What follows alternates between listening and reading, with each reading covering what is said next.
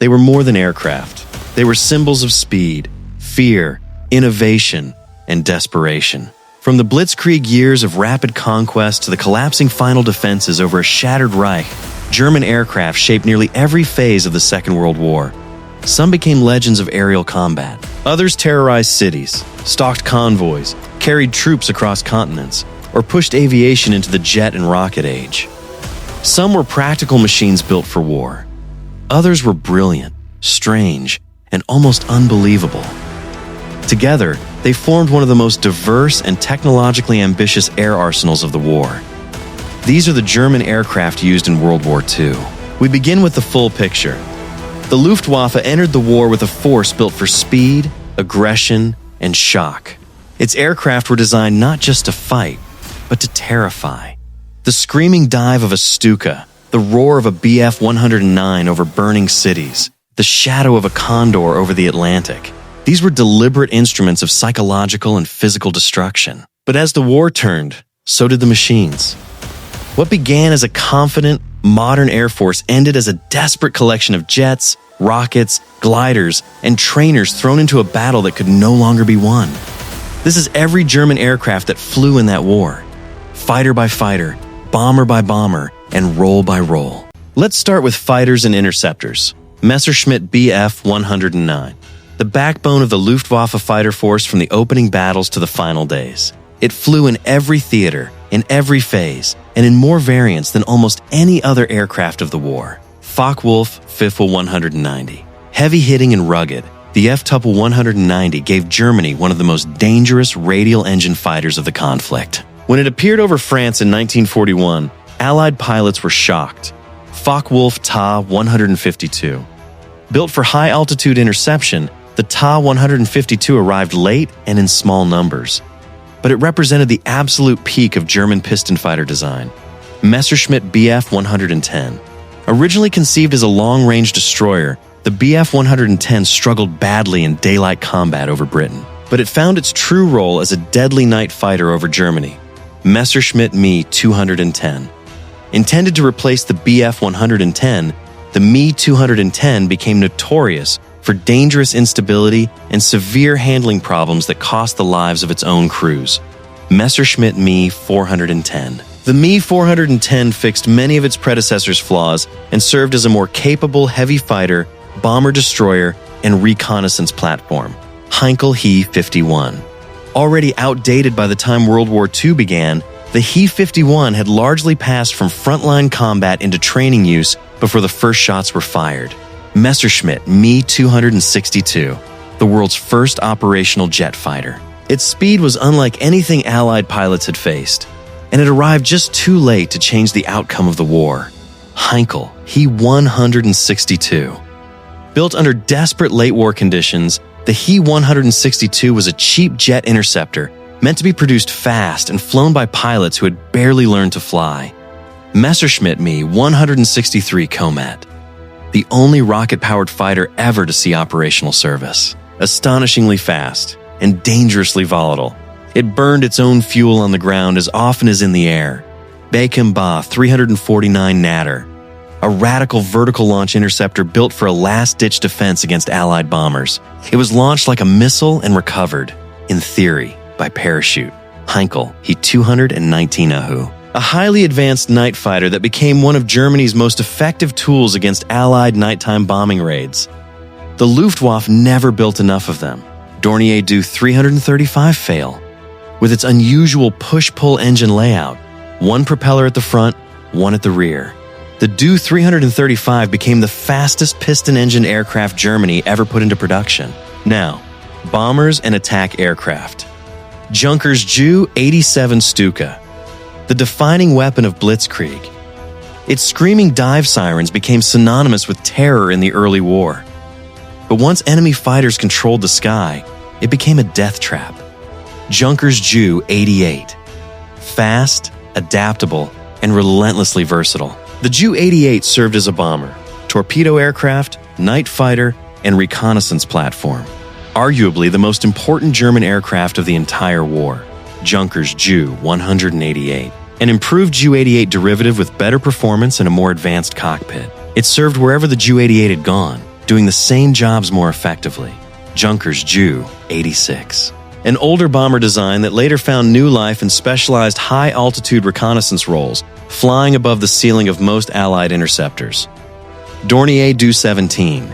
Nicknamed the Flying Pencil for its narrow fuselage, the Do 17 relied on speed to survive early war bombing missions. It would not be fast enough for long.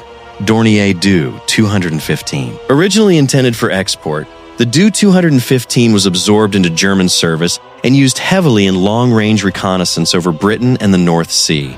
Dornier Do 217. Larger and more powerful than earlier Dornier bombers, the Do 217 served in bombing, anti-shipping, and night fighter roles across multiple fronts. Heinkel He 111. With its unmistakable glazed nose, the He 111 became one of the defining bomber shapes of the early Luftwaffe. It dropped bombs on Warsaw, Rotterdam, and London. Heinkel He 177 Graf. Germany's only true long-range heavy bomber to enter operational service.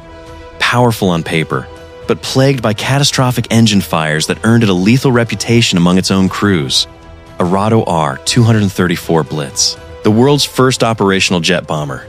So fast that Allied fighters could barely catch it. It flew reconnaissance missions over Britain in its final months at speeds no propeller aircraft could match. Henschel H's 123. Though obsolete on paper, this biplane remained useful for close support work because of its toughness, low-speed maneuverability, and ability to absorb punishment. Henschel H's 129. Heavily armored and purpose-built for anti-tank work. It carried a cannon large enough to destroy Soviet armor, and flew low enough to take fire doing it. Focke-Wulf Bill 190F, the ground attack version of the Bill 190, armored and modified to survive the brutal environment of low-level strikes against fortified positions. Focke-Wulf Bill 190G. Built for long-range fighter bomber missions, the FW 190G traded some armament for fuel, extending its reach deep behind enemy lines. Focke-Wulf 4200 Condor, once a proud transatlantic airliner. In wartime, it became a long-range maritime patrol bomber that hunted Allied convoys across the Atlantic and earned Winston Churchill's personal attention. Heinkel He 115. A reliable float plane that handled torpedo attacks, mine-laying operations, and long-range coastal reconnaissance in waters that land-based aircraft could not reach. Now, transport and utility aircraft. Junkers Ju 52, the tireless workhorse of the Luftwaffe. It dropped paratroopers over Crete, resupplied the trapped army at Stalingrad, and kept the Luftwaffe moving in every theater from Norway to North Africa. Junkers Ju 290. Large and long-ranged, the Ju 290 combined strategic transport capability with the reach needed for maritime reconnaissance over the Atlantic. Messerschmitt Me 323 Gigant. 6 engines. Massive cargo hold. The largest land-based transport aircraft of the war.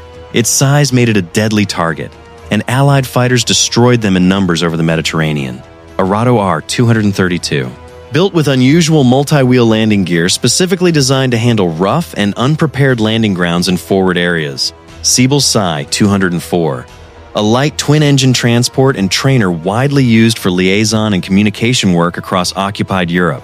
Messerschmitt Bf 108 Typhoon. Elegant, fast, and ahead of its time, the Bf 108 served in communication and staff transport roles and directly influenced the design of the Bf 109 that followed it. Fieseler Phi 156 Storch. Legendary for its ability to take off and land in an impossibly short distance. It could fly slowly enough to hover in a headwind, and it rescued Mussolini from a mountain prison in 1943. Junkers W-34. A rugged utility transport that also served in training roles. Reliable and forgiving, it prepared crews for larger and more demanding aircraft. Now, reconnaissance and maritime aircraft. Focke-Wulf Fw 189. Known for its distinctive twin-boom layout and exceptional crew visibility, the Fw 189 became one of Germany's finest battlefield observation and reconnaissance aircraft on the Eastern Front. Henschel H's 126. Used for tactical observation and short-range reconnaissance in the early war, the H's 126 served until more advanced monoplane designs were available to replace it. Arado R-234 Recon, the reconnaissance version of the world's first jet bomber. Flying at speeds no Allied fighter could match, it gathered intelligence over Britain and Allied rear areas until the very end. Bachem Ba Bv 138, nicknamed the Flying Shoe for its unusual hull shape, this trimotor flying boat became a key maritime patrol aircraft over the North Atlantic and Arctic waters. Bachem Ba Bv 222 Wiking, one of the largest flying boats of the war, used mainly for long-range transport across open water where conventional aircraft could not operate. Dornier Do 24. Dependable in rough seas and effective at long range, the Do-24 became one of the most important aircraft in German search and rescue operations, a Arado R-196, the standard shipboard float plane aboard major German warships.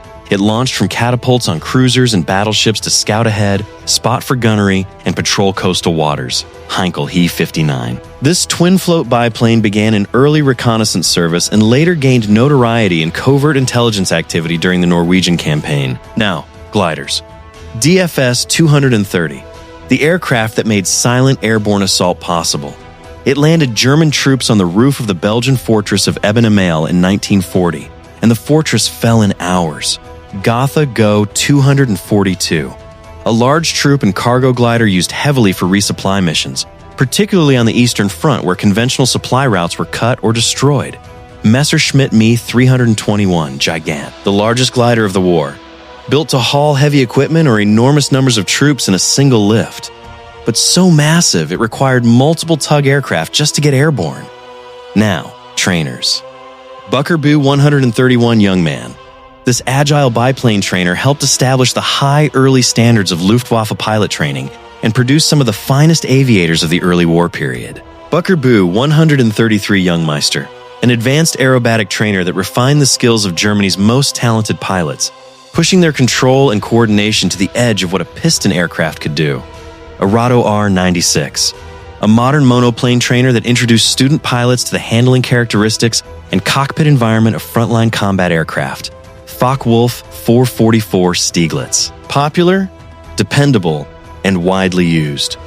The FW-44 trained large numbers of Luftwaffe pilots before and during the war and remained in service from the first year to the last. Gotha Go 145. A robust two-seat trainer that later appeared in an unexpected role as a late-war night nuisance bomber on the Eastern Front, harassing Soviet positions after dark. Arado R-66. Though old, the R-66 was still flying combat missions late in the war, used as a night harassment bomber on the Eastern Front when conventional bomber strength had collapsed. Focke-Wulf 58. Versatile and twin-engined, the S-58 handled crew training, light transport, navigation instruction, and air ambulance duties across multiple theaters. Finally, helicopters and autogyros. Focke-Wulf Fa 223 Drake, one of the world's earliest true transport helicopters. The Fa 223 demonstrated impressive lifting capability and operational potential, but Allied bombing destroyed production before it could be built in numbers. Flettner Pfeil 282 Colibri, a pioneering reconnaissance helicopter that used synchronized intermeshing rotors for stability. It operated from warships and was one of the most advanced rotary wing aircraft of the entire war. Focke-Wulf Fa 330. Not a traditional aircraft, but a rotary wing observation kite towed behind surfaced U-boats. It gave submarine commanders a dramatically wider field of view over open ocean.